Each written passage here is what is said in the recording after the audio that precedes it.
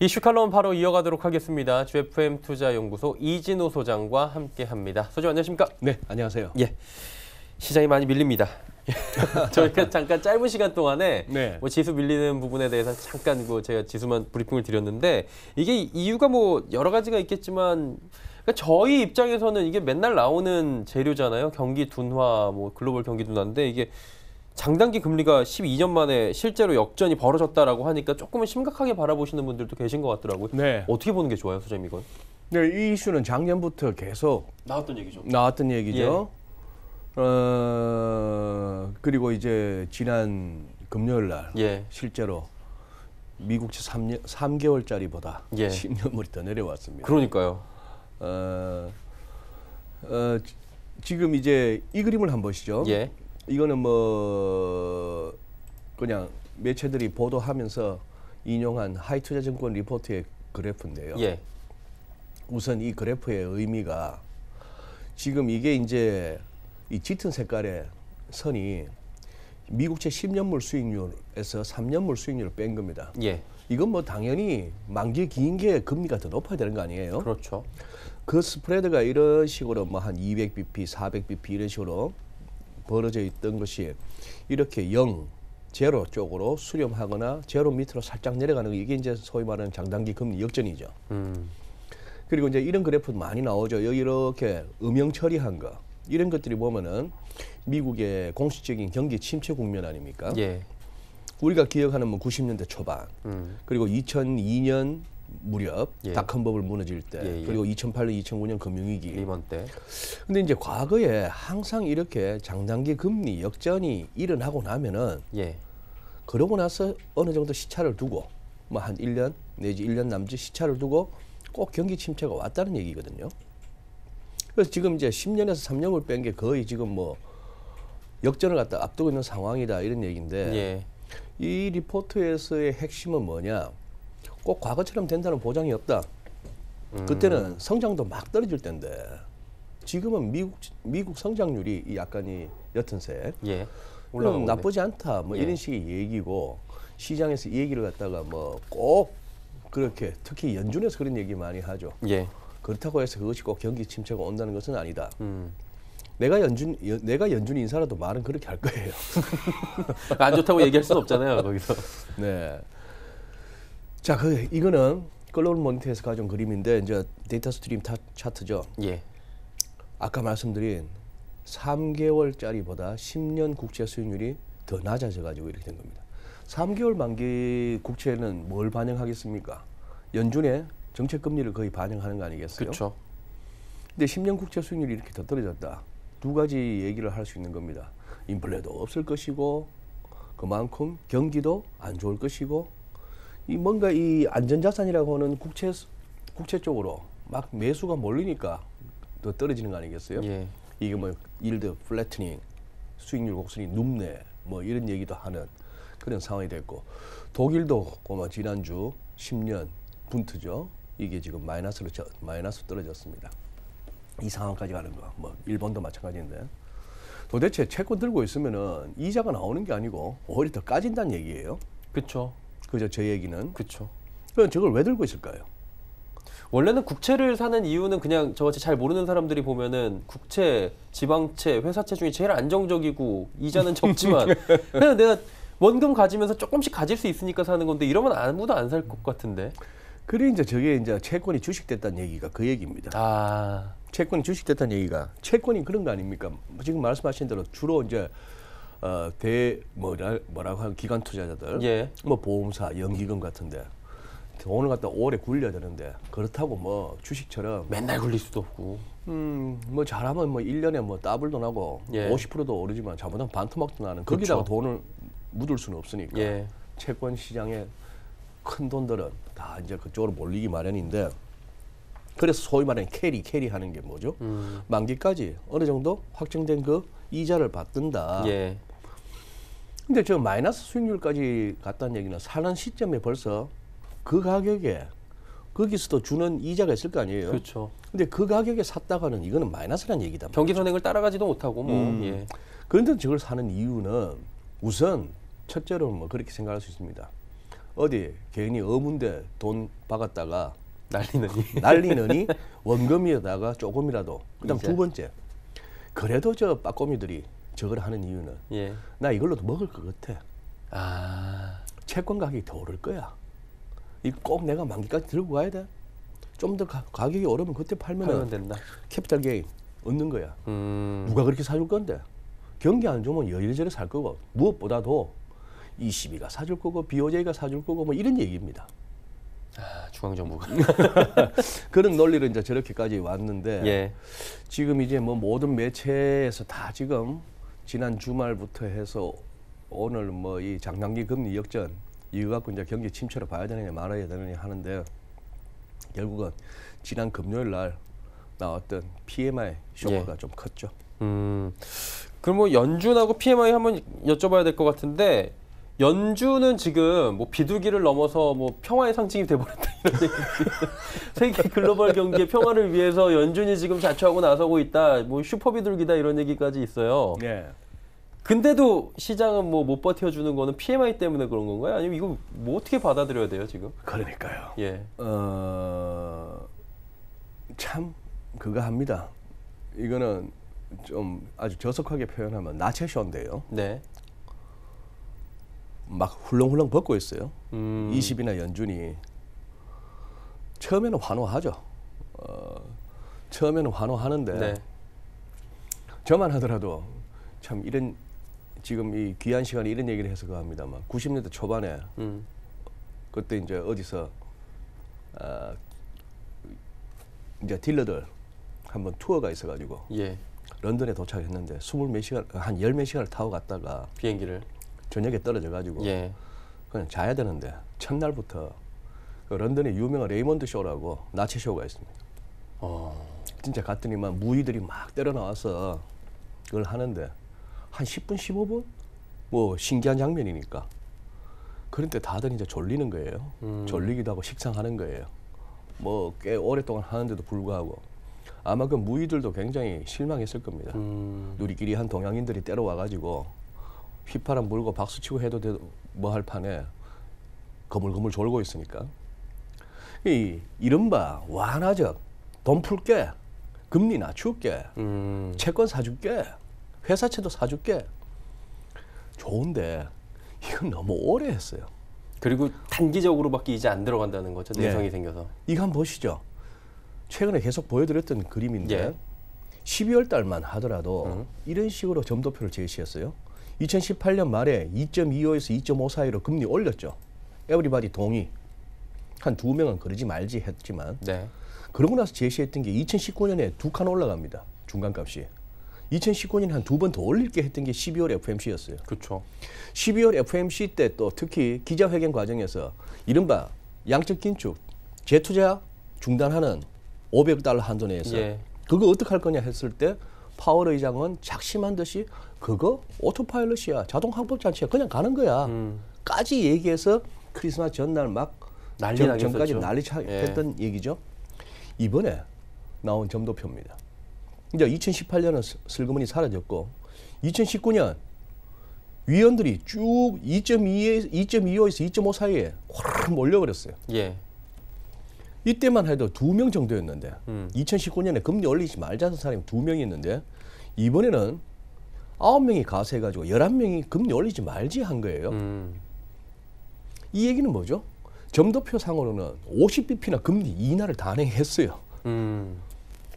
사실 굉장히 큰 거죠. 그래도 자존심은 있어가지고 내년에는 한 번쯤 더 올릴 수도 뭐 이런 식으로 한 거죠. 예. 자, 그런데 기억하시다시피 FMC 당일날도 즉 수요일 밤, 우리로서는 목요일 새벽 그때 시장의 반응이 그렇게 뜨겁지 않았습니다. 맞아요. 주식 오르긴 올랐어요. 예. 조금 올랐죠. 달러가 확 떨어져야 될 것 같은데 그러지도 않았어요. 그런 상황이죠. 시장에서는 그렇게 생각한 겁니다. 그러다가 뭐 양적 긴축도 9월 가면 종료할게요. 그놈의 오토파일럿이 벌써 꺼버린 거예요. 예. 자동 항법 장치 꺼버린 겁니다. 줄 건 다 줘버렸어요. 좀 아껴둘 줄도 몰라요. 이건 좀 뚱쳐놨다가 다음번에 한번 주식 한 10% 빠지면은 우리 양적 긴축도 조금 조기에 한번 끝내볼게요. 이런 카드를 쓸 생각을 안 하고 그냥 다 보여줄 건 다 패를 보여준 닦았네요. 거예요. 예. 네. 여기에 그럼 시장은 환호해야 되는데 레이먼드 쇼 된 거죠. 아까 말씀드린 뭐 식상하다. 뭐 쟤들은 늘 저러지 뭐. 에다가 하나 더. 쟤들 왜 저러지? 뭔가 좀 숨기는 게 있나 이렇게 생각할 수도 있는 거잖아요. 뭐가 두려워서 이렇게까지 한꺼번에 점도표를 갖다 2칸이나 내려? 예. 그것도 2달 만에. 석 달 만에. 석 달이요. 예. 뭐 1월 FMC에서 벌써 뭐 물러서는 모습을 보여줬으니까 2달이라는 표현도 맞죠. 뭐 단체로 끌려가서 맞았나 백악관에 가가지고. 제롬 파월 의장 기자회견하는 동영상도 이렇게 보니까 연간 폭삭 늙었어요. 폭삭 늙은 데다가 그 목소리는 성우 뺨칩니다. 아주 좋아요. 목소리 진짜 좋더라고요. 드라기 총재는 좀 앵앵거리죠. 그런데도 예. 문제는 몇 달 사이에 파월 의장의 어떤 목소리에 기가 쑥 빠져버렸어요. 제가 듣기에는. 굉장히 그 자리가 쉽지 않은 자리 같아요. 그랬는데 마침내 뭐 말씀드린 김에 이거 나오죠. 금요일 날 예. PMI가 싹 쏟아졌습니다. 이게 굉장히 문제였다면서요? 독일, 예 맞아요. 독일, 프랑스, 유로존 전체, 그다음 미국까지. 예. 자 우선 독일 보시죠. 유로존 하면 독일인데 3월 제조 PMI 이 오렌지 색깔입니다. 뚝 떨어졌는데 44.7. 자 2012년 8월 이후 최저치. 여기서 아시다시피 이런 PMI 지수는 50 기준이죠. 네. 50 위에 있으면 그래도 그나마 경기 나쁘지 않다. 확장 국면이다. 예. 50보다 내려오면은 더 안 좋아질 거다라고 다들 본다는 얘기죠. 프랑스도 유로존도 이런 식으로 수치가 나왔습니다. 미국도 3월 제조 PMI가 그날 나왔는데 52.5. 얘는 아직까지 50 위예요. 위긴 합니다만 예. 조금 이렇게 꺾이고 있는 모습이고 여기서 유럽보다도 훨씬 제조업이든 서비스업이든 미국이 유럽보다도 좋아요. 그러니까 연준이 금리 안 올릴게 하니까 당장 나오는 얘기가 달러 약세 가야지 했더니만 연준도 ECB도 우리도 안 올려 연내에. 같이 간 거죠? 네, 9월달 가면 TLTR로 또 할 거야, 또 돈 풀 거야 이러니까 달러가 약해질 겨를이 없는 데다가 예. 저걸 보니까 야 그러면 미국이 그나마 낫네. 삐리삐리한데 다 삐리삐리한 가운데 미국이 그나마 낫네. 그 달러가 약해질 수가 없는 상황이죠. 그렇죠. 자 이렇게 나오니까 야 22도 연준도 그렇게 가지고 확 시장이 3배하고 5만 원만 주면 감사합니다 할 뻔했는데 10만 원짜리 수표가 나온 거예요. 좋긴 좋은데 왜? 뭐 우리 할아버지든 우리 저기 삼촌이든 간에 돈 저래 써도 돼? 요새 형편 안 좋은 거 뻔하게 아는데 걱정이 되는 겁니다. 그러다가 그 걱정이 결국 뭐냐? 이제 결국 경기에 대한 본격적인 지금 제목을 제가 이렇게 달았죠. 이제는 경기 부진 내지는 경기 침체 도래를 갖다가 시장이 좀 반영해야 될 때가 아닌가. 이게 지금 다우가 400포인트 이상 빠졌다. 나스닥이 200포인트 가까이 빠졌다. 이거는 평소에 뭐 세 자릿수 다우지수 움직이는 여산데 100포인트, 150포인트, 예. 200포인트는 400포인트 이런 거는 보통 우리 느낌이 어때요? 작년 2월이나 작년 4분기 같은 그럴 때 보면 400포인트, 600포인트 막 내려가죠. 막 내려가는. 예. 그러니 지금 아시아장이 지금 이제 맥을 못 추는 거죠. 예, 뭐 상해 지수도 그렇고요. 지금 안 좋은데. 니케이도 그렇고. 예, 다 지금 그에 비하면 우리가 좀 상대적으로 나은 거 아닙니까? 지금 상해 지수가 1.2%, 니케이가 3%가 니케이가 3%죠. 예, 네. 일본에 비해서 훨씬 나은데 일단 뭐 중국 같은 경우에는 부총리가 또 이야기를 했습니다. 그 회담을 좀 잘 이끌어내기 위한 여러 가지 이야기가 지금 나오고 있는 것 같은데 네. 결국엔 4월 말 협상 타결을 목표로 하고 있는데 뭐 지금 불확실성은 트럼프 대통령의 말 한마디에 계속 생기고 있잖아요. 네. 이건 어떻게 보는 게 좋을까요? 일단 뭐 로버트 라이트하이저하고 스티브 예. 무누신 두 양반이 이제 베이징으로 건너간다는 거 아니에요? 그렇죠. 이번 주 후반이죠. 목금인가? 그렇게 하고 나면 4월 초에는 또 이제 류허 부총리가 한번 워싱턴을 건너간다. 예. 자 이게 애초 스케줄이었으면은 3월 초에 3월 1일 날 무역 협상 그 휴전 기간 끝나고 그 전에 3월 1일쯤에는 협상 결과가 나오든지 나와야 되죠. 뭐 관세를 갖다가 철회하든지 10% 때리던 걸 2천억 달러에 대해서 10% 때리기 25% 올리든지 예. 뭘 해야 되는데 이 브렉시트나 무슨 무역 협상이나 이 사람 하는 일이다 보니까 연기가 돼요. 계속. 뭐 안 되는 게 없는 예. 거예요. 되는 것도 없지만. 그렇죠. 제가 이제 글로벌 모니터 안 편집장에 드는 비유가 그거예요. 어디선가 소행성이 되었건 혜성이 되었건 막 지구를 향해서 다가오고 있습니다. 계산해 보니까 이게 몇월 며칠 몇 시에 예. 뭐 어디쯤 떨어질 것 같습니다. 부딪힐 것 같습니다. 이 아마겟돈 영화의 컨셉이죠. 그렇죠. 이거는 피할 수가 없어요. 예. 무조건 날라오는 거니까. 근데 무역 협상이든 브렉시트든 그때 가고 연기하지 뭐. 조금 시간을 가져보지. 이게 이제 세상사인데. 예. 여기서 이제 드리고 싶은 말씀은 미중 무역 협상도 그렇고 지금 주말에 또 우리 뉴스에 자주 나왔던 트럼프 대통령의 대북 제재 추가, 대북 제재 내가 뭐 철회하라고 지시했다라는 그 트위트 갖고도 말이 많잖아요. 지금 공화당 내부에서도 얘기가 나오고 있어요. 예. 예. 그러니 트럼프 대통령은 지금 급하긴 급한데 저 어떤 특유의 돌발적이고 예측 불가능하고 그리고 변덕스럽고 하는 트럼프 대통령하고 이른바 우리가 미국의 시스템으로 굴러가는 미국이라고 할 때 그 시스템, 정통 관료들 아니면 뭐 음모론에서 등장하는 딥스테이트가 되었건 그쪽에서는 미중 무역 협상도 단순한 돈 문제가 아닌 어떤 궁극적인 패권 경쟁, 뭐 북한과 비핵화 협상만 하더라도 대충 이러다가 뭐 무슨 뭐 건물 하나 살래 말래 이런 차원이 아니잖아요. 그렇죠.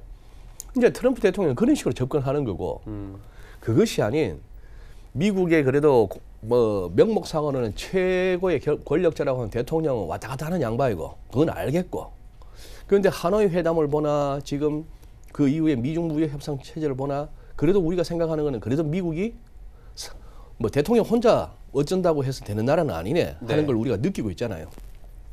그 부분에서 이제 혼돈이 오고 있는데 글쎄요.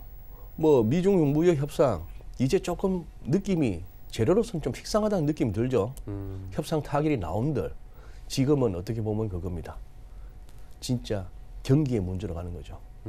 며칠 사이에 갑자기 매체에서 많이 보이죠. 아래 공포, 또 리세션 얘기가 또 나오는 거예요. 그러니까요. 지금 그 국면이다 보니까 증시가 이렇게 몸살을 앓는 겁니다. 그럼 이제 마지막으로 짧게 여쭤볼게. 이 아래 공포가 엄습하고 있다라는 이게 진짜 참 보기 싫은 기사인데 뭐 어쩔 수 없이 쓰겠죠 그분들도. 이 아래 공포가 엄습하고 있는 경기 둔화 국면이 지금 뚜렷해지고 있다라는 양상에서 우리 시장도 조정이 지금 뚜렷하거든요. 어떻게 시장이 조금 그래도 우리 시장은 뭐 마찬가지로 좀 약세장을 계속 보이겠지만 어떻게 움직일 거라고 좀 예측을 하십니까? 네, 뭐 오전의 차트입니다만 이렇게 예. 보시죠. 코스피 일간입니다. 그나마 50일, 21선에 50일선하고 200일선 사이에 갇혀 있다가 네. 지금 결국 지난 주말에 PMI 쇼크 이후로 지금 50일선 밑으로 떨어지고 있어요. 거래량도 지금 다이버전스를 보이고 있습니다. 차트는 안 좋아요. 일간 일목균형표로 보시죠. 네.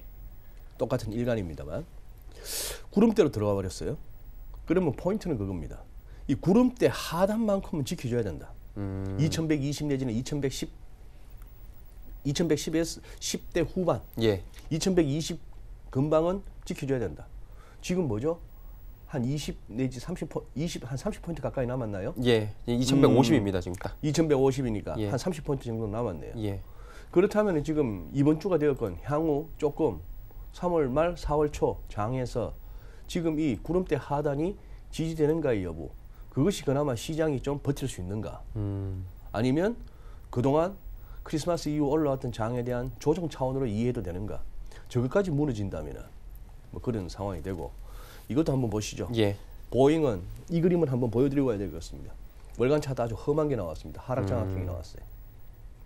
오랜 상승 추세 끝에 이 짱대 연봉이 앞에 걸 다 잡아먹는, 그리고 거래도 폭발하는, 기술적 지표들도 이미 과매수 국면.